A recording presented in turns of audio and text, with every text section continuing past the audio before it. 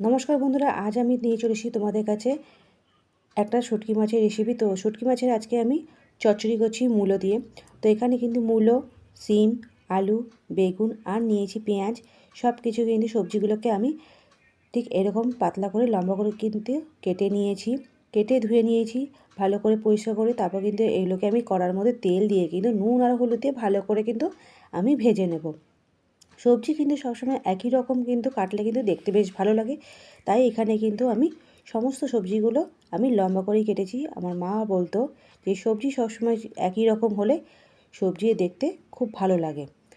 তো যাই হোক, তো এখানে কিন্তু আমি ঠিক তাই করেছি, পাতলা করে কিন্তু সমস্ত সবজিগুলো কিন্তু আমি কেটে নিয়েছি। আর এখানে দেখো নিয়েছি লোটে শুটকি। আমার কিন্তু শুটকি মাছের মধ্যে বেশি ভালো লাগে এই লোটে শুটকি।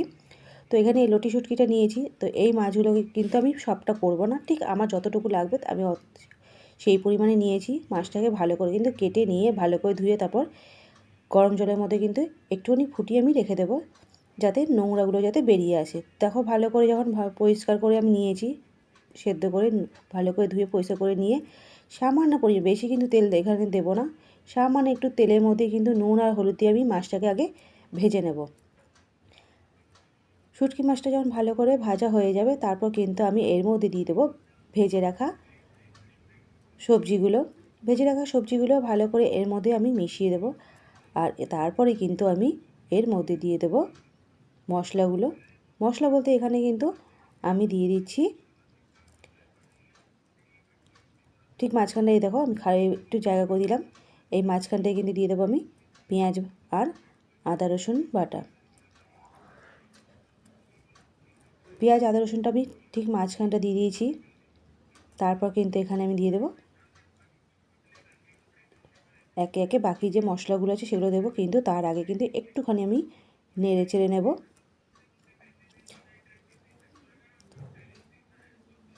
সমস্ত সবজির সাথে এবার এটাকে আমি মিশিয়ে দিচ্ছি। তো বন্ধুরা, তোমাদের কাছে আমার একটাই অনুরোধ, বন্ধুরা প্লিজ আমার পুরো ভিডিওটা দেখো, দেখে তোমরা লাইক শেয়ার কমেন্ট করো। নতুন যারা বন্ধু আছে তাদের কাছে অনুরোধ, বন্ধুরা প্লিজ আমার চ্যানেলটাকে ছোটো একটা লাইক আর সাবস্ক্রাইব করে আমার পাশে থেকো। তোমরা আমার পাশে থাকলে জীবনে চলার পথে একটু উৎসাহ পাই, নতুন নতুন ভিডিও বানাবার প্রেরণা জাগে। আর আমরা এখানে যে উদ্দেশ্য নিয়ে নেমেছি সেই উদ্দেশ্যে তাহলে কিন্তু সফল হতে পারি। আর এখানে কিন্তু আমি দিয়ে দিয়েছি নুন, হলুদ, জিরে গুঁড়ো, আর এখানে তারপর সব কিছু দিয়ে কিন্তু ভালো করে আমি মিশিয়ে নেব। সব কিছু যখন ভালো করে মিশে গেছে, মশলাটা যখন ভালোভাবে কিন্তু সবজির সাথে ভাজা হয়ে গেছে, তারপর এখানে দিয়ে দিচ্ছি আমি জল দিচ্ছি। জলটা না দিলে কিন্তু সবজিগুলো যে আছে নাহলে কিন্তু সেদ্ধ হবে না। বিশেষ করে এখানে কিন্তু মূলো যে আছে সেটা কিন্তু সেদ্ধ হবে না। তো মূলোটা সেদ্ধ করতে একটু সময় নেয়, তাই কিন্তু এখানে একটু জলটা আমি দিয়ে ভালো করে আমি সেদ্ধ করে নিয়েছি। যখন ভালো করে সেদ্ধ হয়ে গেছে, জলটা শুকিয়ে এসে এর মধ্যে আমি নাবানোর ঠিক একটু আগে দিয়ে দিয়েছি চিনি। সামান্য একটু মিষ্টি দিলে কিন্তু খেতে বেশ ভালো লাগে, তাই এখানে আমি দিয়েছি সামান্য পরিমাণে কিন্তু একটুখানি চিনি দিয়েছি। তারপর এর মধ্যে দিয়ে দেবো আমি ধনেপাতা কুচি। ধনেপাতা কুচি এর মধ্যে দিয়ে কিন্তু আমি ভালো করে এর সাথে মিশিয়ে নেব। তো ভালো করে এর সাথে মিশিয়ে নেওয়ার পর আমি কিন্তু এটা নামিয়ে নেব।